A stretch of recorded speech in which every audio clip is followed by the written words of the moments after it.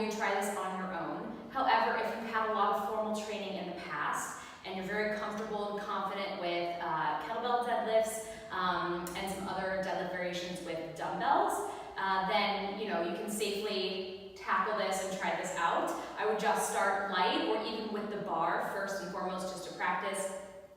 Today I have loaded up two 25-pound weights, one on each side, so I can practice good form and give you enough reps to show you what it should look like.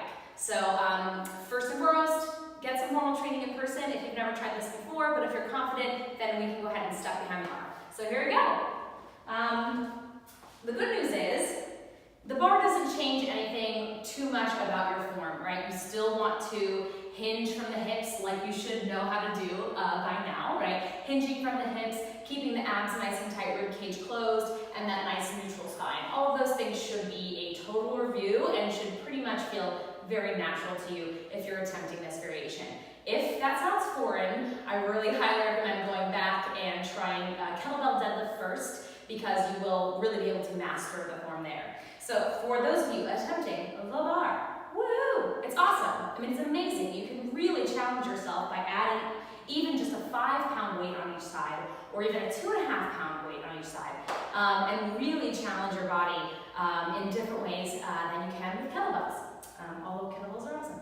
Okay, so for conventional, traditional barbell deadlifts, right, you're going to be a little closer to the ground than, per se, a kettlebell deadlift, right? Kettlebell deadlift, we can kind of stay a little bit higher up, but with the conventional, we've got to kind of get a little lower. So for my tall friends, a great thing to do is to actually use another weight plate underneath and prop it up. So you're bringing the ground a little closer to you, right? So I'm 5'2", I'm quite close to the ground already.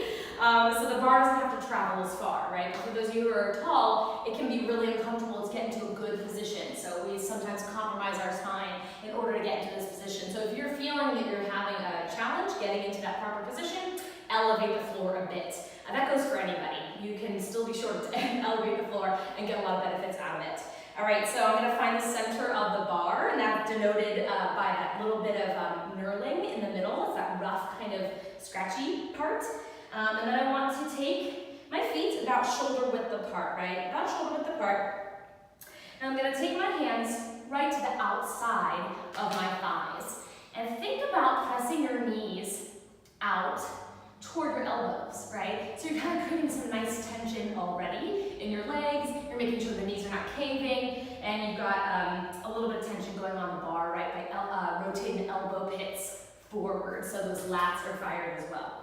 Now, something that I love is this nice little trick. It's called wedging. You're wedging yourself between the floor and the bar. So how do you do that? Well, just like we talked about, setting those hands up right on the outside of the knees, pressing the knees out toward the elbows, and rotating those elbow pits forward. And then what you're going to do is pull up on the bar. Do you hear that click?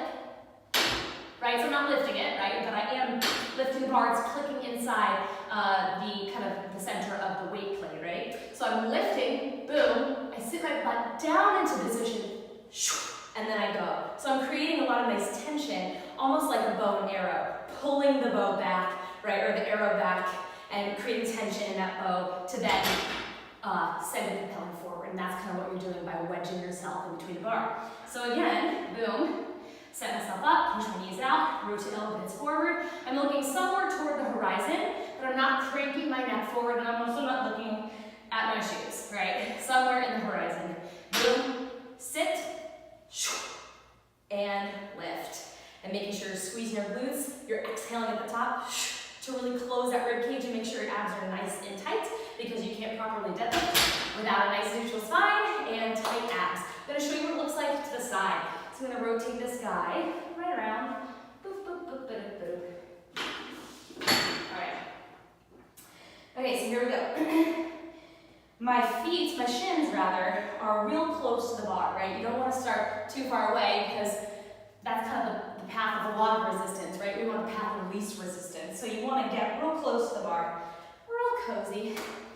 And then you're going to come into that position that we talked about, right? So you can see my back is nice and flat and neutral. Right? My toes are parallel, pressing my knees out, rotating elbow pits forward, sit down, yank up on the bar, and lift. Now again, I'm standing up nice and tall. I'm tall through the front of my thighs. I'm squeezing my glutes so hard, right? And my abs are engaged because of that exhale. I'm gonna inhale, come all the way down to the ground, right? You don't have to release it, just tap down and go.